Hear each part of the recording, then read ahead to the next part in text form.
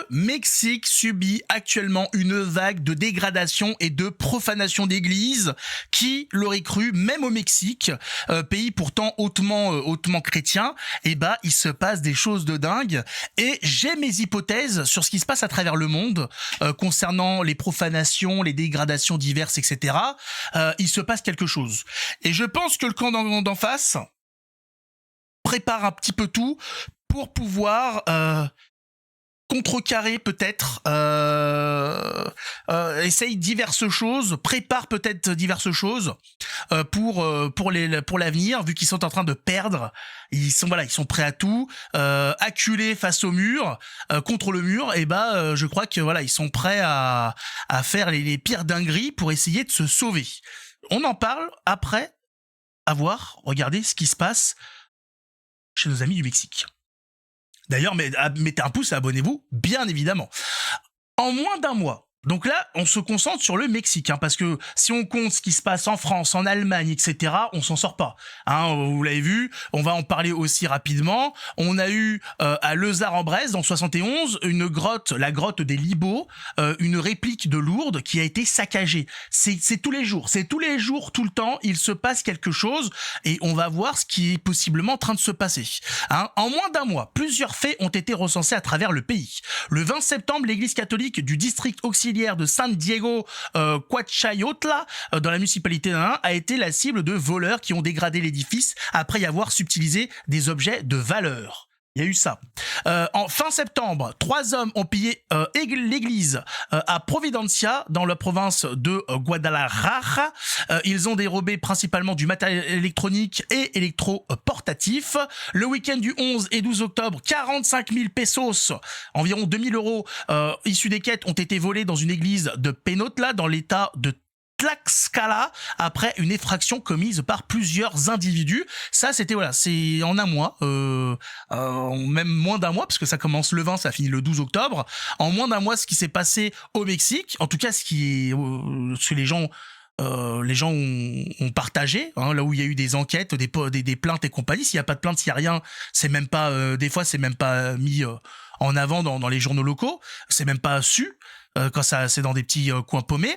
En France, comme je le disais, on a retrouvé donc dans la grotte des Libos à Lessard-en-Bresse, des statues de la Vierge Marie décapitées, l'autel et plusieurs plaques cassées. C'est de toute façon en France, c'est comme ça. Et il se passe quelque chose. En fait, là, j'ai 2 hypothèses. La première, c'est que le camp d'en face, ceux du camp de celui qui gouverne en bas, sont assez énervés. Ils sont en train de perdre la main dans le monde. On voit multiplication des achats de Bibles, de la consommation de contenu chrétien, catholique et compagnie. On voit que ça monte. J'en ai parlé au Brésil. Le Brésil qui est en train de se tourner vers le catholicisme. On dit, il se passe quelque chose. Alors peut-être que ceux d'en face sont en train de s'énerver et donc vu qu'ils n'ont plus accès aux âmes, ils s'en prennent à l'image, ils s'en prennent à la présence publique de Dieu, de la Vierge Marie et compagnie, des saints, pour essayer d'amoindrir, d'affaiblir et compagnie. Il y a cette possibilité-là, ou sinon, il se prépare quelque chose face justement aussi à cette perte de pouvoir dans le monde. C'est-à-dire, depuis quelque temps, on voit dans beaucoup d'églises, en France en tout cas, parce que c'est là où moi je regarde de l'information francophone, donc c'est celle qui m'est accessible le plus facilement, on a énormément de vols d'hosties consacrées, on a des tabernacles qui se font forcer, où on pique les hosties et compagnie, et je me dis... Est-ce que on n'est pas face à une préparation d'un énorme sacrifice? Vous le savez, quand il y a la communion, quand vous allez communier, vous recevez le corps du Christ dans l'hostie qui a été consacrée. C'est le corps. Et il y en a qui sont consacrés, qui ne sont pas consommés, et donc qui sont mis dans le tabernacle. Et il y a des gens, ça existe déjà, achètent sur internet, sur le dark web principalement, des hosties consacrées pour y faire des rituels sataniques, des trucs de sorcières et compagnie, etc. Et là, en ce moment, on voit une multiplication des vols d'hosties consacrées. Donc moi, je me dis, peut-être qu'ils essayent d'en prendre un maximum. Il y a peut-être quelque chose derrière tout ça qui essaye d'en avoir le plus possible, puisque vous imaginez bien de demain, je sais pas, avoir 3 kilos d'hostie consacrée, c'est-à-dire d'avoir 3 kilos du corps du Christ et d'en faire quelque chose de mauvais, c'est très grave. Très très grave. Très très très très grave. Un catholique qui consomme, qui communie en état de péché mortel, c'est un sacrilège et c'est douloureux pour le Christ. Imaginez ce que ça doit faire d'utiliser des hosties consacrées dans des rituels sataniques et compagnie. Ça doit être horrible. Alors c'est pour ça qu'il y a des messes de réparation, des prières de réparation, etc. Mais il va falloir faire quelque chose. Il va falloir que l'Église, le Vatican prennent ça au sérieux, parce que c'est pas possible, en étant catholique, de prendre à la légère le fait qu'il y ait des parties du corps du Christ qui se baladent on ne sait où, chez on ne sait qui, pour faire on ne sait quoi. Il y a aucune mesure qui est prise, il y a aucune conséquence, il y a aucun communiqué, il y a rien. Hein, des hosties consacrées, oui, bon, oui, tant pis. Non, les gars, wow, on parle de choses très sérieuses là quand même. On parle du corps de Dieu. Allô, il faut communiquer comment? En morse, en nuage de fumée, on fait comment les gars? On fait comment? On parle de choses sérieuses. Il se passe quelque chose, on voit bien. Il y a des destructions, des vols à travers le monde. On n'a jamais vu ça. Au moment où on annonce le retour, on annonce une augmentation chez les jeunes d'intérêt pour l'Église, pour Dieu. On a tous les pèlerinages qui sont blindés et compagnie. On a de plus en plus de jeunes qui vont à la messe, etc. Au moment où il y a un regain, on a toutes ces attaques, on a ces vols. Au moment même où au niveau de la géopolitique même, il y a des changements. On a des présidents dans le monde qui appellent à prier. Je le rappelle, aux États-Unis, on a eu Trump ainsi qu'un de ses secrétaires qui a dit ou qui a expliqué aux Américains que s'ils étaient des millions à prier Jésus, ça pourrait déplacer des montagnes, ça pourrait faire des miracles pour le pays, etc. On a des appels de la part de membres de gouvernement qui ont accès à une tribune énorme. Ces gens parlent à des millions de personnes et ils en appellent à prier notre Seigneur. Donc ça a un impact, ça a un pouvoir. Et à ce moment-là, au moment où on voit ce regain, nous avons toutes ces attaques partout. Il se passe quelque chose, il se prépare quelque chose possiblement très bizarre que d'un coup, un peu partout, dans une fréquence assez élevée, on ait toutes ces profanations, toutes ces dégradations, tous ces vols. C'est trop bizarre. On peut pas, c'est mathématiquement, je sais pas la probabilité, mais il y a quelque chose qui se passe.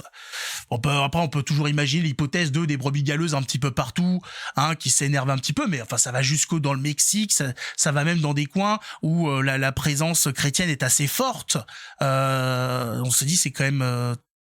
Il y a quelque chose. Vous savez qu'il y a des gens qui ont une grosse perte de pouvoir. On peut parler par exemple rapidement de Soros qui est dans le collimateur du gouvernement américain, puisqu'ils ont décidé de s'en prendre aux Antifa et à tous ceux qui les avaient financés.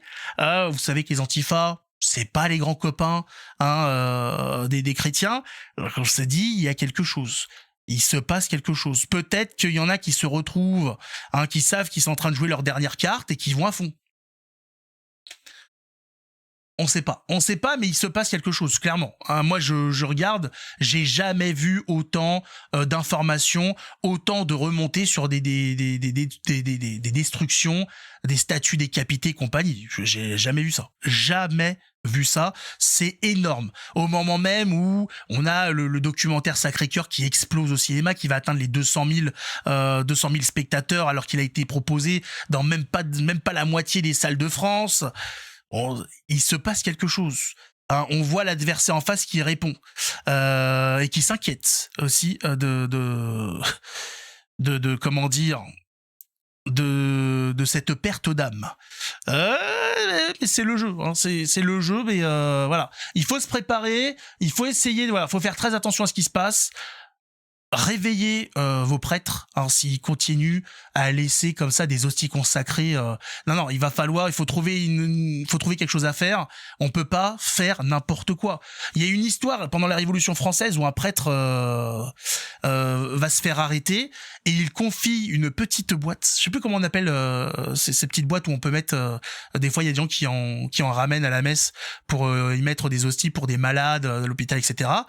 Voilà, qui avait mis des hosties consacrées dedans, qui avait confié ça à des enfants et qui avait dit vous n'ouvrez pas, faites rien avec, vous trouvez dès que vous pouvez un prêtre pour lui donner. Faut surtout pas que les révolutionnaires tombent dessus. Voilà, faites ce que vous pouvez, mais faites en sorte que ce soit remis dans les mains d'un prêtre. On ne fait pas, voilà, c'est quelque chose, normalement les gens sont prêts à risquer leur vie pour que ça soit pas que ça ne tombe pas entre de mauvaises mains. Aujourd'hui, c'est pris à la légère. On a partout des vols d'hosties consacrées. J'ai pas vu plus de réponses que ça de la part de l'Église, de la part des évêques, des cardinaux, etc.